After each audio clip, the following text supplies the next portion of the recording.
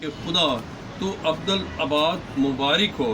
اے خداوند، عظمت اور قدرت اور جلال اور غلبہ اور حشمت تیرے ہی لیے ہیں، کیونکہ سب کچھ جو آسمان اور زمین میں ہے تیرا ہے۔ اے خداوند، بادشاہی تیری ہے اور تو ہی بحیثیت سردار سبوں سے ممتاز ہے۔ عزیزو، یہاں پر ہم داؤد کی شکر گزاری کے بارے میں پڑھتے ہیں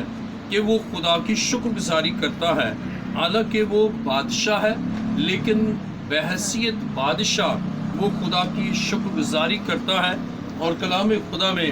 یہاں پر ہم 11ویں آیت میں پڑھتے ہیں، اے خداوند، عظمت اور قدرت اور جلال اور غلبہ اور حشمت تیرے ہی لیے ہیں، کیونکہ سب کچھ، یہ غور سے ذرا سنیے گا، کیونکہ سب کچھ جو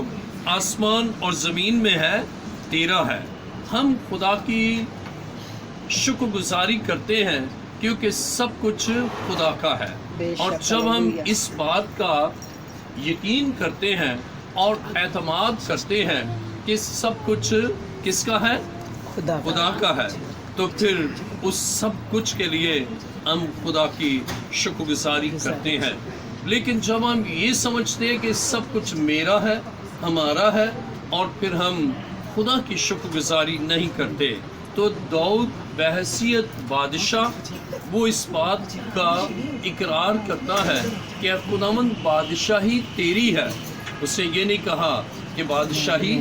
میری ہے، بلکہ اس نے کہا سبوں سے تو ہی ممتاز ہے اور بادشاہی تیری ہے۔ اور اسی طرح جو بزنس خدا ہمیں بخشتا ہے نا، جب ہم اس بات کا اپنے ذہن میں یقین کرتے ہیں کہ یہ خداوند کا ہے، تو پھر ہم اس کاروبار کے لیے خدا کی شکر گزاری کرتے ہیں۔ اور جب شکر گزاری کرتے ہیں کہ خداوند، یہ تو نے بخشا، داؤد اس بات کو جانتا ہے کہ بادشاہ تو وہ ہے، لیکن اصل بادشاہ بادشاہوں کا بادشاہ ہے اور اسی کی بادشاہی ہے، اس لیے وہ اس کے لیے شکر کرتا ہے۔ اور اسی طرح کاروبار کے لیے جب ہم کہتے ہیں کہ یہ ہمارا کام ہے، ہمارا بزنس ہے، تو پھر ہم نہ شکر پن کا اظہار کرتے، کہتے ہیں ہمارا ہے۔ لیکن ہم یہاں پر کلام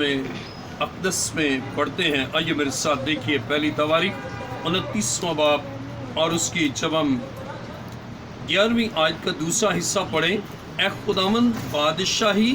تیری ہے، اور اگر ہم اس کے آغاز پر پڑھیں، اے خداوند، عظمت اور قدرت اور جلال اور غلبہ اور حشمت تیرے ہی لیے ہیں، اور اس کا ریزن بتاتا ہے۔ جب بھی کیوں کے آتا ہے نا، بیکاز، تو اس کے معنی ریزن کیا ہے؟ کہتا ہے خدا، عظمت تیری ہے، قدرت تیرا ہے، تیری قدرت ہے، تیرا جلال ہے، تیرا غلبہ ہے، تیری حشمت ہے، اور سبب بیان کرتا ہے کیونکہ سب کچھ جو آسمان اور زمین میں ہے تیرا ہے۔ عزیزو، آسمان اور زمین میں جو کچھ ہے نا، وہ سب خدا کا، اور اس زمین پر جو کام یہ کر رہے ہیں نا، جب اس بات کا اظہار کریں گے کہ خدا یہ تیرا ہے، تو پھر اس خدا کا اس بزنس کے